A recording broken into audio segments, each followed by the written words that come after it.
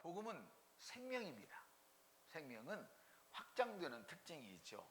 그래서 은혜의 복음을 경험하고도 친절하지 못하고 관대하지 못하고 옹졸하고 변화되지 않는 모습을 보이기란 불가능한 거예요. 그래서 우리가 하나님과의 관대함을, 하나님이 나를 얼마나 잘 대우해 주셨는데 하나님께서 나를 도가 넘치는 친절함을 베풀어 주셨어요.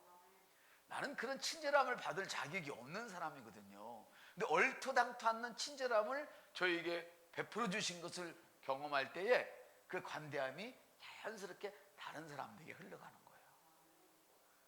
그러니까 다른 사람에게 먼저 잘하려고 하면 힘들어요. 다시 복음 기도해요. 주님이 얘기하신 대로 저도 다른 사람들에게 하겠습니다. 이걸 하기 전에 뭘 해야 되냐? 두 번째 날 설교 특별히 했던 그 부분들, 두 번째 이 앞전에 지난주, 지지난주 했던 것들을 여러분이 설교를 계속 들으시면서 하나님이 얼마나 위대한 분인지, 하나님의 긍휼이 얼마나 크신 분인지를 먼저 경험하는 거예요. 하나님밖에 없구나. 맞다. 하나님밖에 없구나. 이거를 경험하게 될 때 자연스럽게 이 적용편이 넘어가게 되는 거예요. 아멘. 그러나 우리가 계속 멈춰 있을 수는 없는 것이기 때문에 앞으로 전진을 하자면, 이 복음을 받고 하나님의 은혜를 경험한 사람들의 그 확장은 다른 사람들을 대하는 방법이 달라져요. 그리고 여러분이 쓰는 돈의 방향이 달라져요. 여러분이 가지고 있는 재능을 어디다가 퍼붓는지까지 영향을 미치게 돼요. 이것이. 그래서 우리 그리스도인들이, 참 그리스도인들이 사업을 하면 잘 될 수밖에 없는 것이 그래서 그런 거예요. 내가 저 사람에게 유익 되도록 음식을 만들어야지. 막 색깔이 많이 넣고 나쁜 거 숨겨져서 많이 넣고, 막 계란도 뭐 가짜로 만들고 막 꿀도 가짜로 만들어서 돈을 벌어야지가 아니라, 내가 만든 음식을 먹고 내가 생산한 이것들을 가지고 사람들이 얼마나 주님을 위해서 잘 일을 할 수 있을까, 이런 개념을 가지고 하는 거예요. 왜 우리가 복음을 알게 되면 사업이 잘 되고 장사가 잘 될 수밖에 없느냐 하면, 처음엔 망하는 것 같은데 사람들이 너의 건강을 생각하는 그 기업이기 때문에 결국은 그걸 알게 돼서 잘 되는 거예요. 아멘. 주님은 우리에게 이렇게 말씀하세요.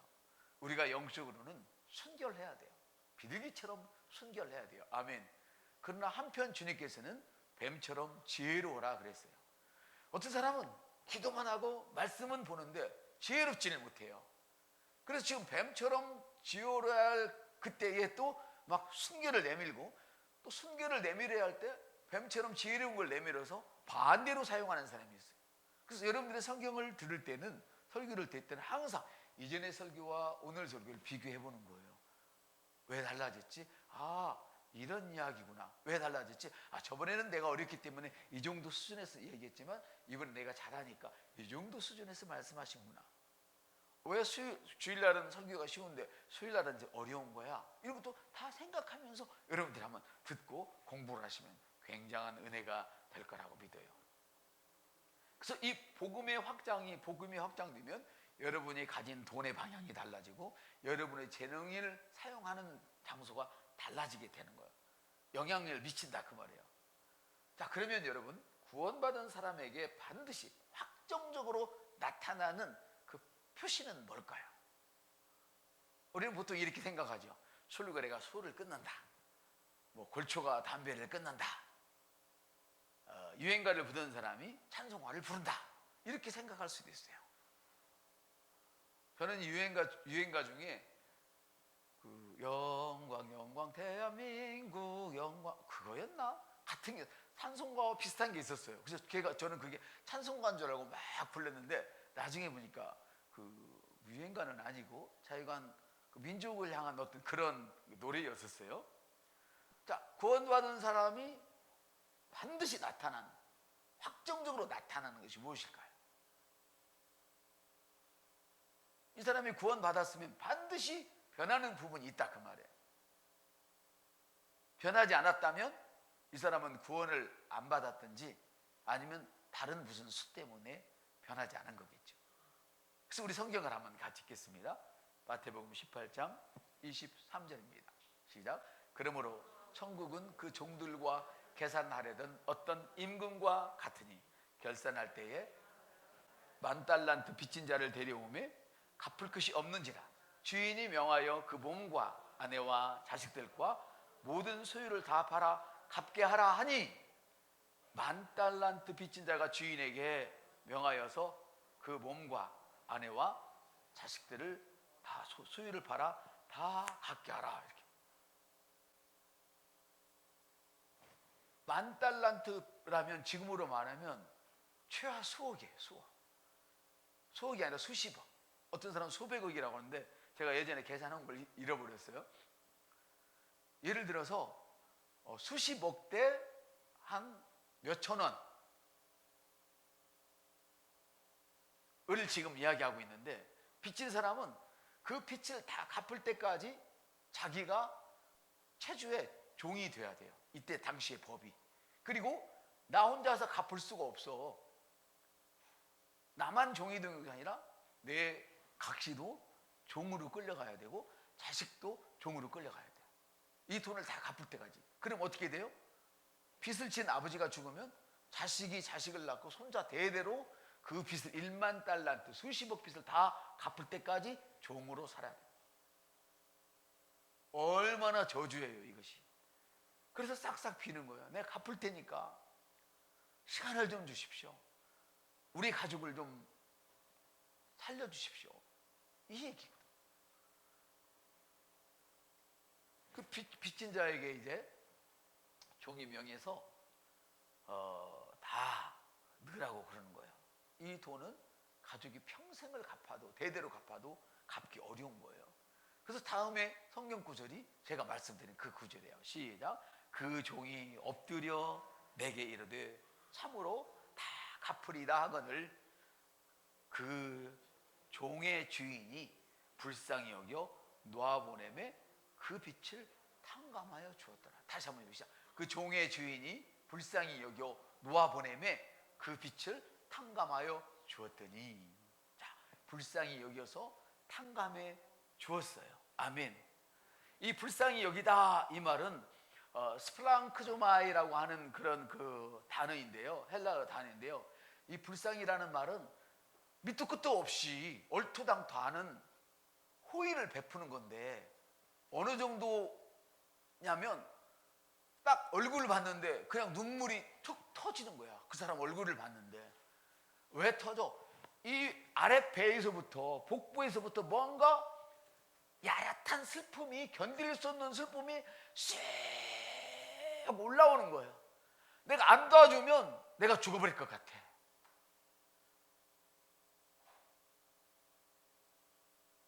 내가 죽어버릴 것 같아.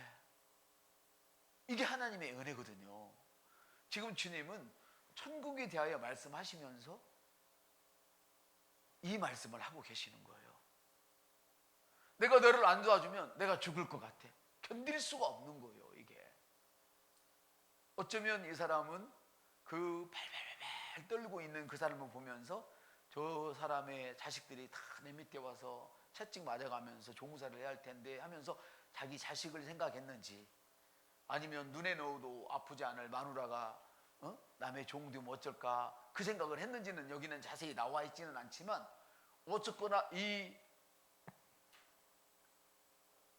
빚을 받아야 할 이 사람의 마음에 격동적인 슬픔이 올라오는 거예요. 이거 갚아주지 않으면 절대 안 되겠다. 아멘. 여러분, 너무 놀라운 일이에요.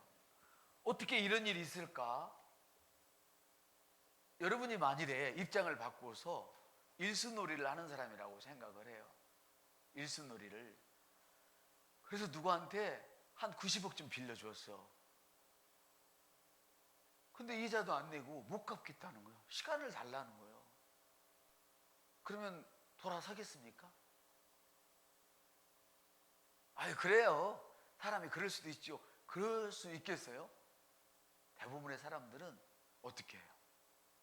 막 깡패를 동원하고 막 누구를 동원해가지고 막 위협을 하고 막 손가락을 자를 거야. 막 이런 일들이 도대체 실제로 있잖아요. 그래서 막 그것 때문에 자살을 해버리는 사람도 있고.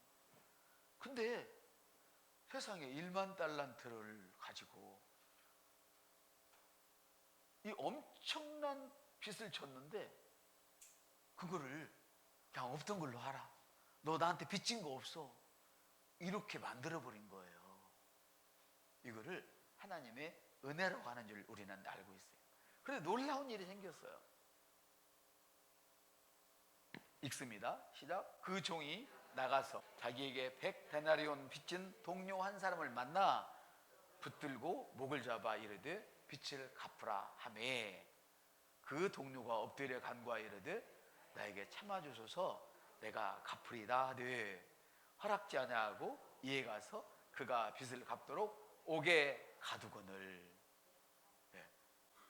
10,000달란트 빚진 자가 수백억을 수십 수백억을 빚을 진 자가 한 3,000원쯤, 어떤 학자는 3,000원쯤 되는 3,000원쯤 되는 빚을 내게 졌는데, 그것도 동료가 졌는데 갚을게.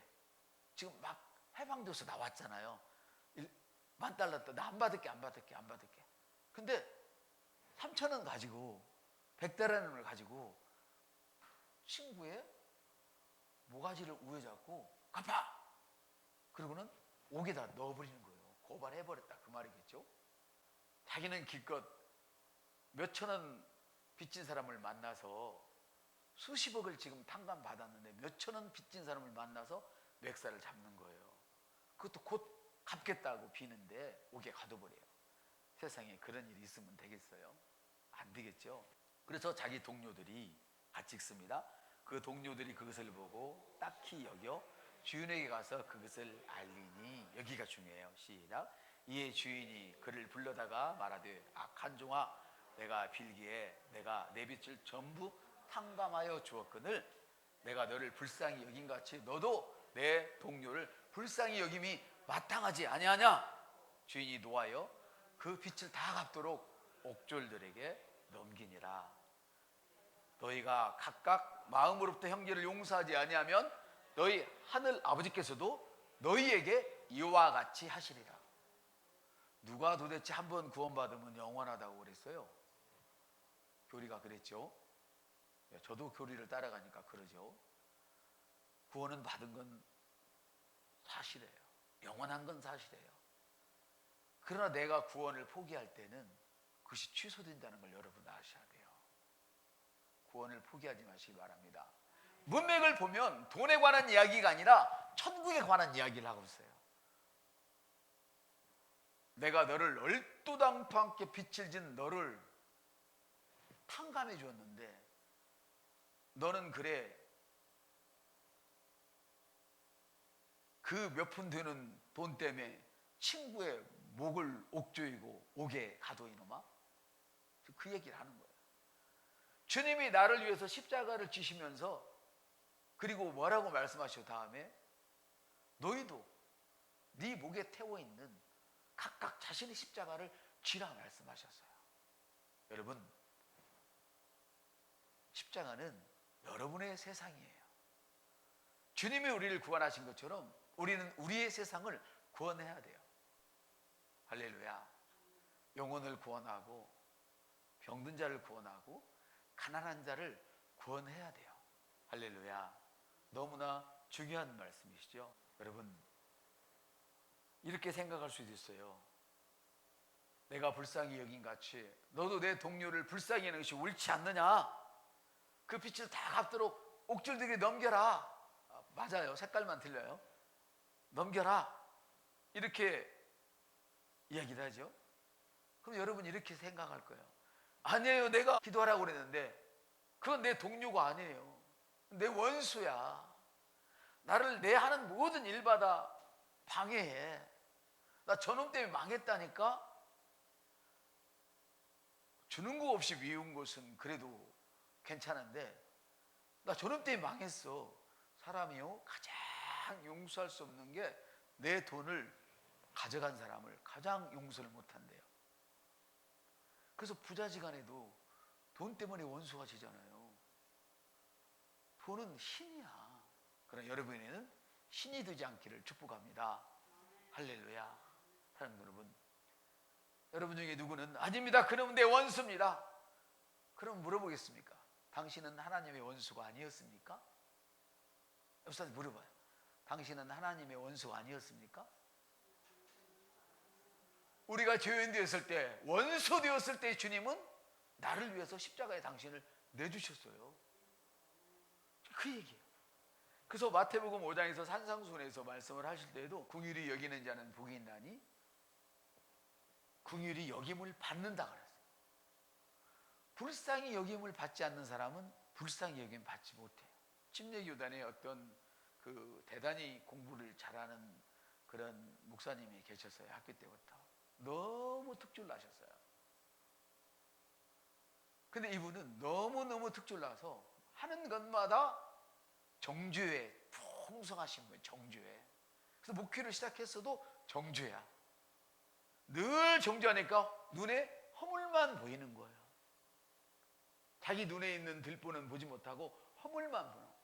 그 사람하고 말하면 이기는 동료들이 없어. 다 져야 돼. 그 말을 안 해. 근데 수십 년 동안 지금 그렇게 정죄를 잘하는데 왜 죄에 대해서 정죄를 못하고 질병에 대해서 죄의 결과에 대한 정죄를 못했는지 몰라요. 질병에 대한 정죄를 못하고 수십 년 동안 중풍으로 쓰러져서 그냥 누워있어요.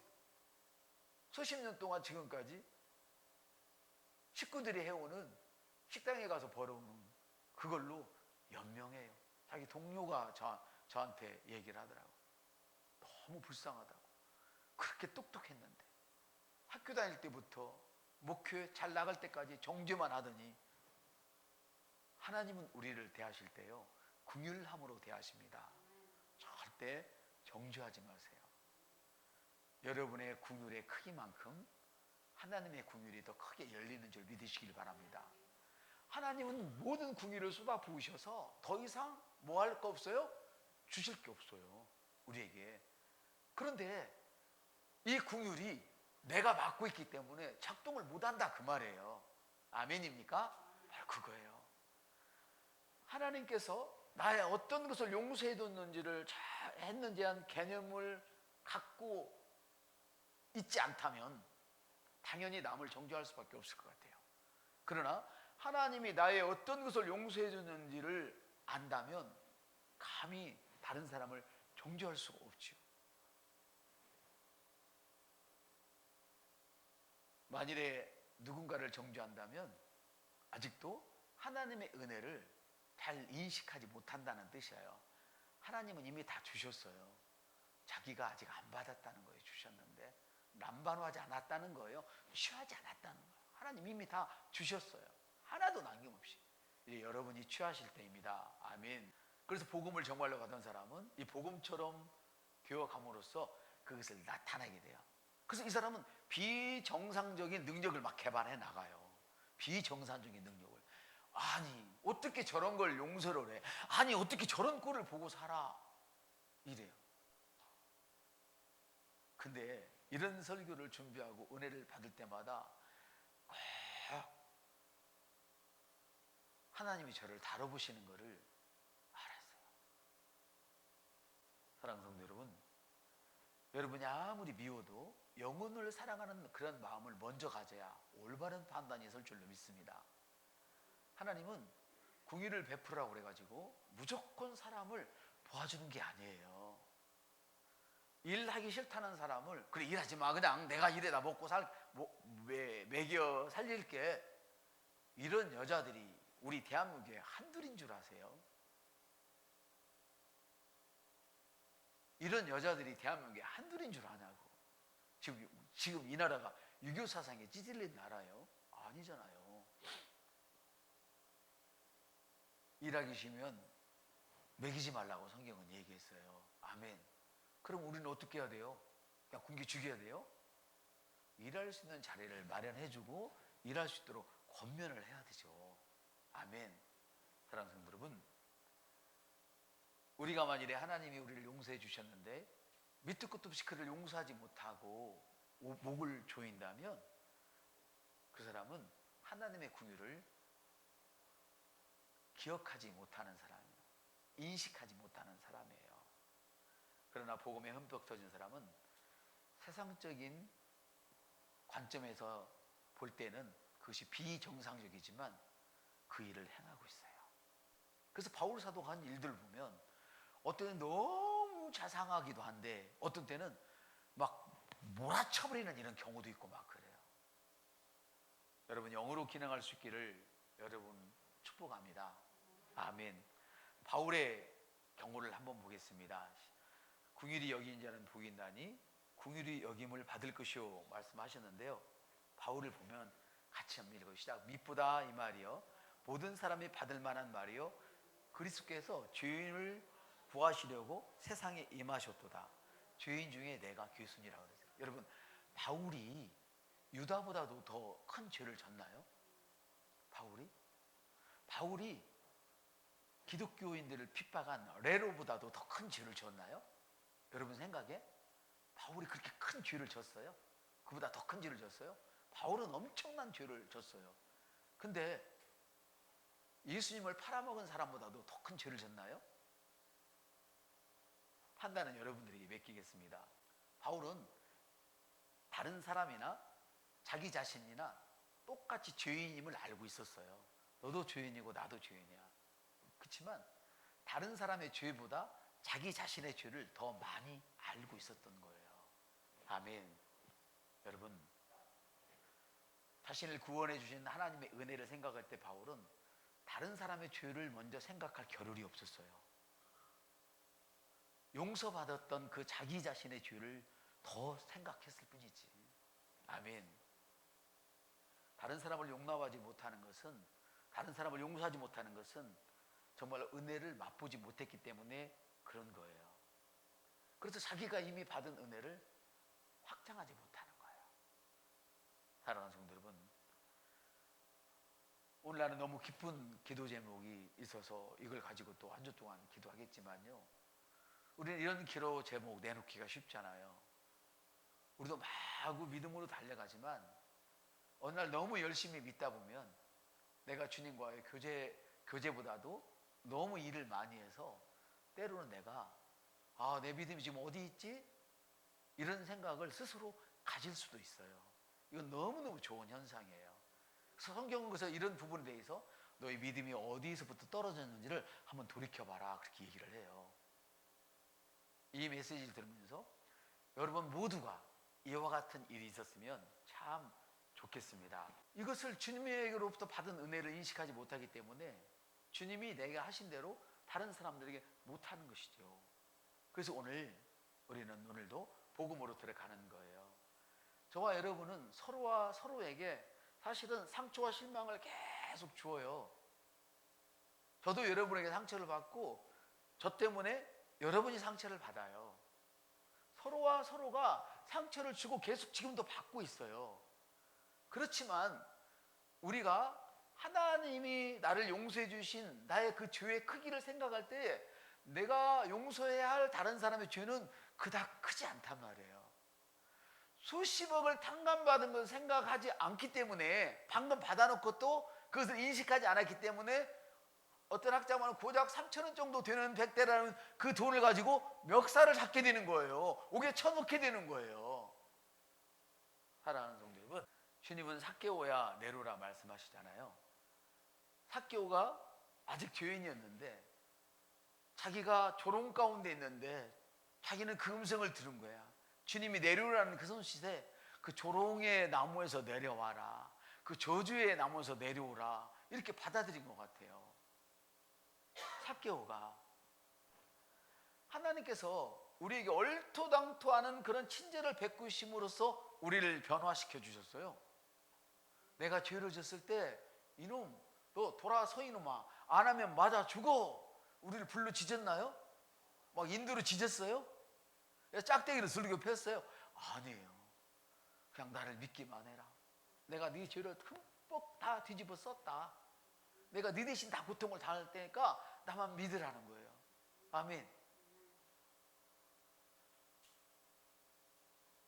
다른 사람을 향해서 부당한 짓거리를 하는 삭개오, 다른 사람에게 부당한 짓거리를 하기 때문에 멸시받고 조롱받고 천대받던, 돈은 많이 있지만 권력은 있어서 사람들 앞에서는 굽시되지만 뒤에다가는 손가락질하고 침뱉음 당하는 그 삭개오를 주님의 그 관대하심이, 주님의 그 용납하심이 삭개오를 변화시켰던 거예요.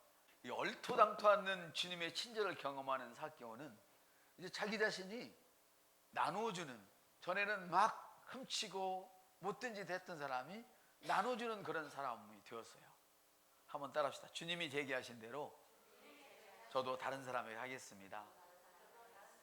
다시요. 주님이 제기하신 대로 저도 다른 사람들에게 하겠습니다. 주님은 로마서에서 이렇게 말씀하세요. 내가 숯불을 그 머리 위에 쌓아놓으라. 우리 주님 우리에게 명령하세요. 네가 그 사람 머리 위에 숯불을 쌓아놓으라. 이 말씀이 무슨 말씀인가 하면, 사랑하는 자들아, 너희가 원수를 친히 갚지 말고 하나님의 진노하심에 맡기라. 아멘. 원수 갚는 것이 내게 있어. 그러고는 12절 20절에 봅니까? 원수가 줄이거든 먹이고 목마르거든 마시게 하고 그리함으로 내가 숯불을 머리에 쌓아놓으라. 이건 저주를 뜻하는 게 아니에요. 불이 들어가면 머리가 번쩍 깨어나요. 할렐루야. 여러분이 그들을 향하여 베푸는 사랑을 보고 그들을 불쌍히 여기는 모습을 보고 깨어나라는 거예요. 여러분, 주님께서는 우리를 위해서 죽으실 때에 그냥 지옥을 말씀하시지 않고 그냥 내가 너희 죄를 다 짊어질게 그랬을까요? 그랬을까요?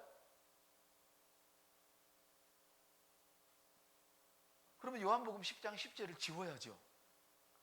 도둑이 오는 것은 죽이고 멸망시키려는 것뿐이요, 사탄은 너를 죽여. 할렐루야. 내가 온 것은 너로 하여금 생명을 얻고 풍성한 삶을 살게 하는 거예요. 자, 여러분에게 늘 해꾸지하고 어렵게 하고 여러분의 진로를 막는 그 사람을 내버려 두고 그냥 사랑만 해야 될까요? 이게 좀 문제죠. 아니, 사랑하라며, 궁유를 베풀라며. 우리가 오늘 본문에서 10,000달란트 빚진 사람이 빌었습니까? 빌지 않았습니까? 빌었죠. 그렇습니까? 빌었어요. 삭개오는 빈 적 없어요. 빈 적 없어요. 근데 주님이 먼저 부르셨어요. 아멘. 자, 여러분, 어느 게 맞습니까? 도대체 옆 사람한테. 그래서 성경을 많이 읽어야 돼요. 성경 읽지 않으면 이 말씀 들으면 이게 맞는 것 같고 이 말씀 이게 맞는 것 같고. 지금 저는 여러분의 순결한 영과 지혜를, 여러분이 믿음에 있어서는 순결해야 되는데 세상에서 나가 살 때는 순결 플러스 지혜를 가지고 살라는 거예요. 날마다 내 걸 도둑질해 가는 사람한테 그래 써, 그래 써. 날마다 내 거 떼어먹는 사람한테 그거 써. 날마다 내 일을 가로채는 사람한테 그래 가로채. 나 예수쟁이야. 나는 괜찮아. 그렇게 기록되어 있나요? 이 부분은 여러분의 무기예요. 번쩍 깨어나게 하는 거예요. 번쩍 깨어나게. 어떻게 깨어나게 할까? 아, 이게 어렵죠. 이게 지금 저와 여러분의 몫이란 말이에요. 근데 선으로 깨어나게 해야 되는데, 선으로. 야, 이거 우리가 그렇게 살아야 주님의 기쁨이 되고, 우리가 정말 해처럼 또 그런 별처럼 달처럼 그렇게 살 수 있다면 얼마나 좋겠어요. 근데 오늘 우리는 그거를 주님으로부터 받기 위해서 이 자리에 있는 거예요. 할렐루야. 악에게 지지 말고 선으로 악을 이기라. 이 말씀은 원수에게 하나님의 궁유를 쏟아 부으라는 얘기예요.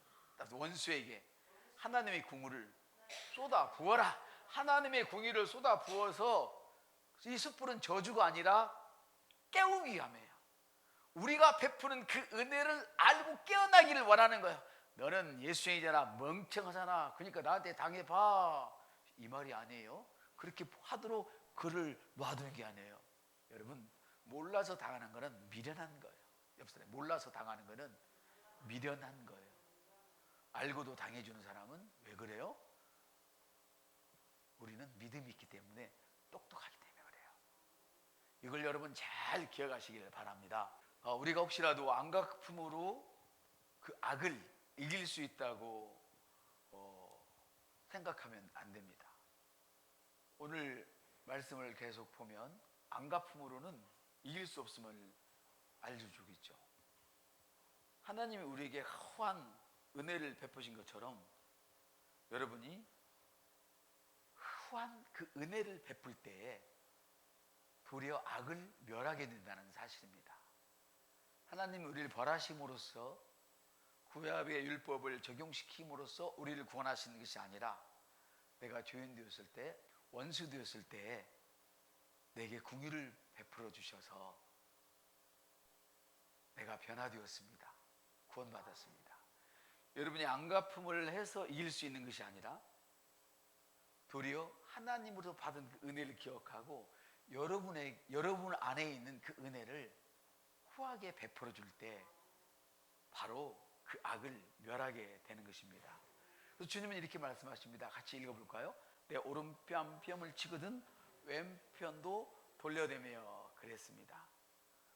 구약의 개념은 눈은 눈으로 이는 이로 갚아라 이렇게 얘기했습니다. 안갚음을 하는 거예요. 아멘. 근데 이제 그 말이 달라져. 너를 고발해서 오리를 가고자 하거든 심리를 갖고 가고, 속옷을 달라면 야 겉옷까지 주고, 구하는 자에게 주고, 홍보자 하는 자에게 거절하지 말아라. 내 이웃을 사랑하고 원수는 미워해라. 이런 말을 너가 들었지만 이제는 아니다.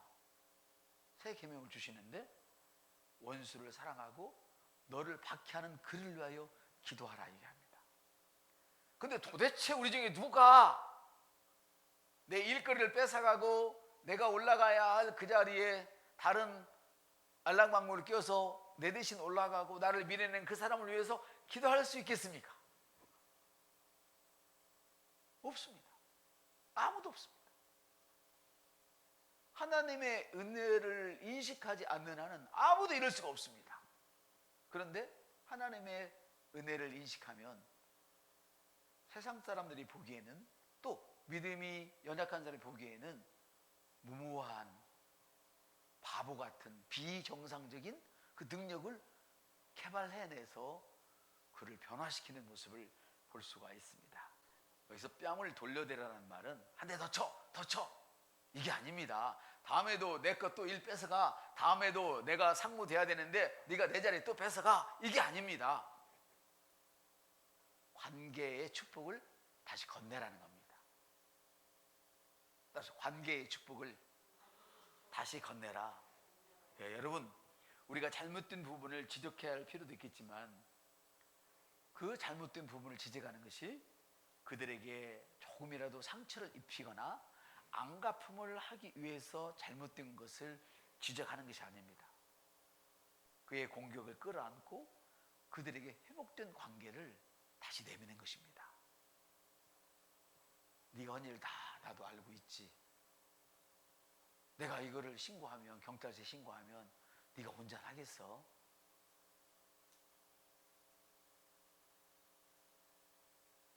나도 다 알고 있어. 주님이 사개를 몰랐을까요? 다 알고 있었잖아요. 다 알고 있어. 그렇지만 나는 너를 사랑해.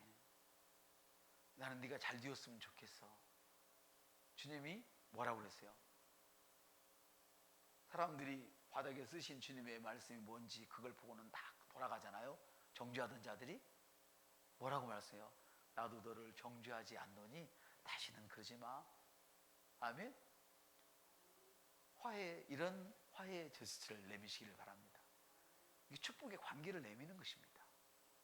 그를 공격하고 마음을 아프게 하고 안갚음을 하기 위해서 그의 허물을 잘못을 들춰내는 것이 아니란 말입니다. 도리어 그를 끌어안기 위한 것이란 말입니다.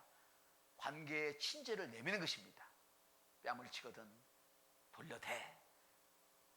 관계를 개선시켜라. 관계를 개선시켜라. 사랑하는 여러분, 사실 뺨은 바로 관계의 상징인데 입 맞추는 것은 평화의 상징입니다. 그래서 외국의 정상들 보면 서로 껴안고 허그할 때 어떤 나라는 뺨에다가 볼을 맞추잖아요. 이거는 평화를 상징하는 거예요. 근데 뺨을 때린 것은 관계에 대한 공격이에요. 공격일 뿐 아니라 뭐예요? 나를 업신여기는 행위란 말이에요. 한번 따뜻하. 주님은 아무에게도 업신여김 당하지 않습니다. 자, 복음이 업신여김을 당합니까? 당할 수가 없죠. 주님은 이 땅에 오셔서 두 가지 사역을 이루셨어요. 크게 양대 사역을 이루셨어요. 하나는 아브라함까지 내려오던 모든 그 율법을 다 이루셨어요. 할렐루야. 그리고 이제는 우리가 그것을 이룰 필요가 없이 주님이 주신 것을 거저 받게 돼 있어요. 사역 후부터. 이해가 되십니까? 사랑하는 여러분, 뺨을 돌려대는 것은 덫처가 아니에요. 여러분, 용서하는 것은 그냥 7번씩 70번이나 용서하라, 이 말씀이 관계 회복을 빼놓고 하시는 말씀이 아니라는 걸 이제 아시겠죠? 무조건 손해보라는 말씀이 아닌 줄 아시겠죠? 사랑하는 여러분, 옆 사람들 성경을 읽으셔야 됩니다. 읽으셔야 모든 성경들이 아구가 맞게 되는 거예요. 관계의 축복을 다시 건네라. 사랑하는 여러분, 원수에 대한 여러분의 반응은 주님으로부터 여러분이 받은 은혜를 인식하는 크기와 비례합니다. 한번 읽읍시다. 시작. 원수에 대한 당신의 반응은 주님으로부터 받은 은혜를 인식하는 그것과 비례하는 거예요.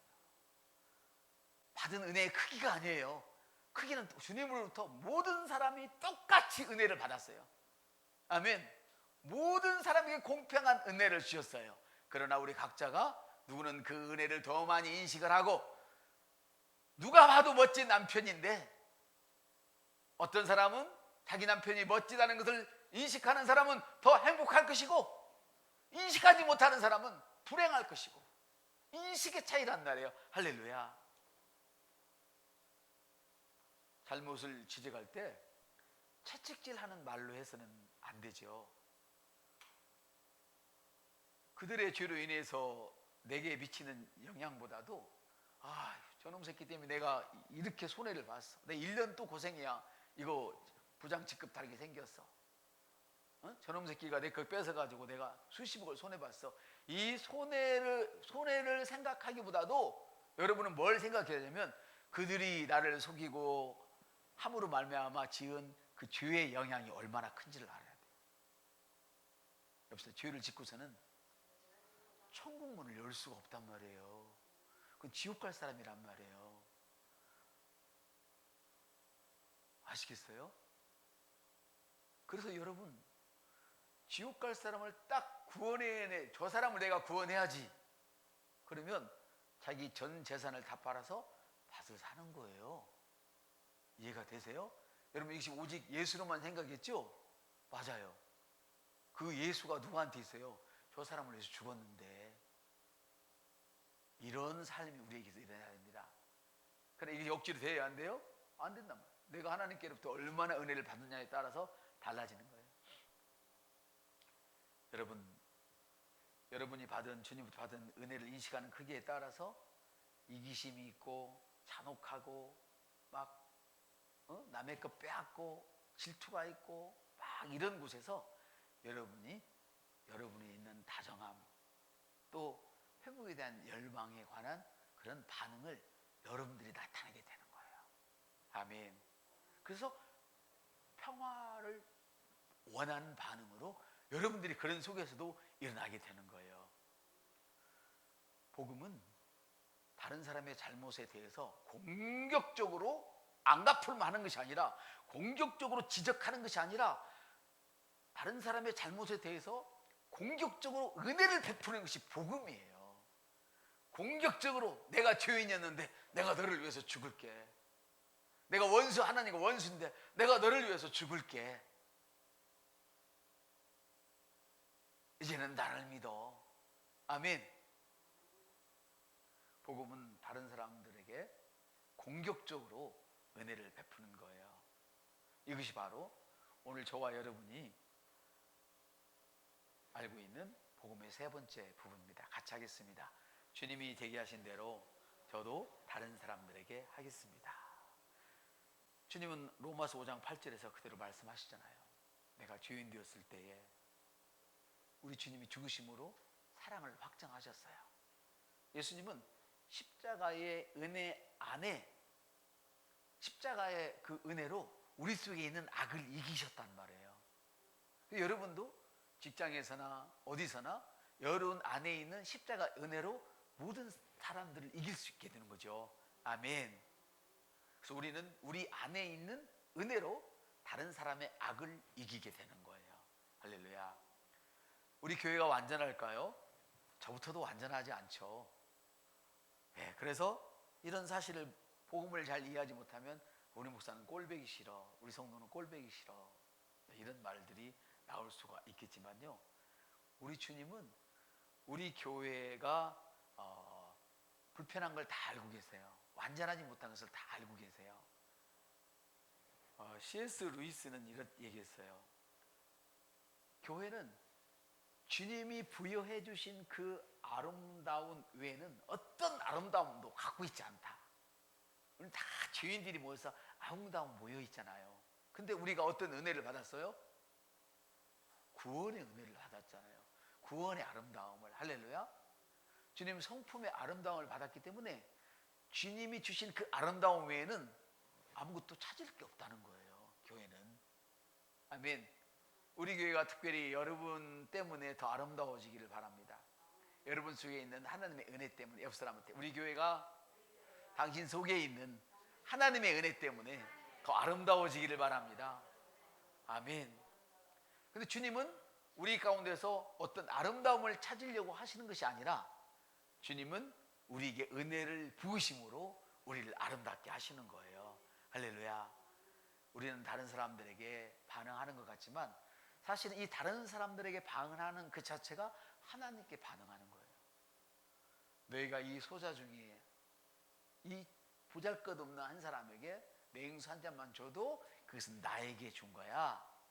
아멘. 가난한 자를 너가 도와준 것은 네가 나한테 구워준 거야. 그 사람은 갚을 게 없어. 나한테 구워준 거야. 내가 갚을게. 할렐루야. 우리 지금 얼마나 멋지세요. 하나님이 우리를 구원하셨을 때 우리는 하나님 은혜를 받을 만한 자격이 전혀 없었어요. 오늘 계속 강조하지만 여러분이 구원해야 할, 여러분에게 손해를 끼치는 그 사람은 여러분의 은혜를 받을 자격이 하나도 없어요. 아멘. 그런데 우리는 은혜를 베푸는 거죠. 실제로 예수님이 우리를 위해서 죽으시고 부활하셨다고 그래가지고 다 예수를 믿습니까? 안 믿잖아요. 한 번 예수 믿으세요 우리가 복음 제시면 믿읍니까? 적어도 21번을 해야 믿는다고 그러잖아요. 통계가. 한 사람에게 21번 이상이 복음이 들어가야 그때 겨우 믿는다고 그러잖아요. 주님이 십자가에 죽으시고 부활하셨는데 곧 다시 오셔서 심판하시는데 아직도 그 주님을 안 믿는 사람이 수두룩해요. 이와 마찬가지로 여러분이 그 사람을 위해서 궁유를 베풀어도, 화해의 손을 내밀어도 여러분 생전에 영원히 변치 않고 여러분이 은퇴할 때까지, 사업의 문을 닫을 때까지, 어쩌면 여러분이 먼저 천국에 갈 때까지 그 사람 안 변할 수도 있어요. 주님도 알고 계세요. 아멘. 근데 그래도 괜찮은 것은 용서는 용서하는 사람을 유익되게 하기 때문이에요. 왜 그래요? 내가 누구에게 궁유를 베풀면 주님의 궁율이 내게 임한다고 안 임한다고? 그 사람 때문에 손해보는 것은 내가 그 사람에게 하나님의 궁율을, 내 속에 있는 하나님의 은혜를 베풀었는데도 계속 손해를 본다면 주님은 모든 것이 합력하여 선을 이룬다고 하셨기 때문에 다른 곳에서 더 큰 걸 채워주셔요. 근데 많은 사람들은 다른 곳에서 채워진 것은 내 은혜요, 나의 능력이요, 너 때문에 손해봤어, 이러시지 말라는 거예요. 할렐루야. 우리가 다른 사람들이 우리가 은혜를 베풀어 영원히 변치 않는다 해도 우리는 괜찮은 것은 하나님이 말씀하신 사랑의 기회를 얻은 거예요. 여러분을 못 되게 하고 힘들게 하는 사람은 여러분이 사랑할 기회를 갖도록 도와주는 거예요. 할렐루야. 이것이 하나님의 은혜인데요. 은혜를 보이는 것이 우리가 용서한 사람을 변화시키지 못할지라도 나는 지금 변화되고 있어요. 긍휼이 계속 자라고 있어요. 긍휼이 계속 승리하고 있어요. 이런 삶을 통해서 바로 합력하여 선을 이루게 되는 거예요. 하나님의 뜻대로 부르심을 입은 자, 그는 모든 것이 합력하여 선을 이룬 거예요. 자, 하나님의 뜻이 뭐였어요? 그에게 화해의 손길을 내밀어라. 아멘. 끝까지 내밀어라. 아멘. 같이 읽습니다. 모든 것이 합력하여 선을 이루니이다.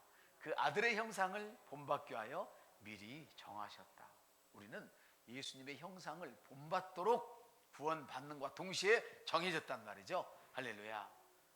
우리는 그들에게 반응하는 것이 사실은 궁극적으로는 내 앞에 있는 이 사람이 아니라 바로 하나님께 반응하는 거예요. 어느 분이 이런 얘기를 했어요. 자기는 너무너무 잘하는데 자기 마누라가 너무 못한다는 거예요. 그래서 수백만 원을 주고 상담을 받으러 갔어요. 이혼하기 전에. 갔는데 그 상담사가 예수를 잘 믿는 분이었어. 저 같은 상담사에 있었나 봐요. 아내의 죄를 열가시오. 뭣도 안 하고 아침 일어나서 화장도 안 하고 방도 안 닦고 뭣도 안 하고 뭐 음식도 못하고 어쩌고 저쩌고 저쩌고. 됐습니다. 잘 적으셨네요. 딱 적어놓고 다음에는 당신이 하나님께로부터 받은 용서받은 죄의 목록들을 써보시오.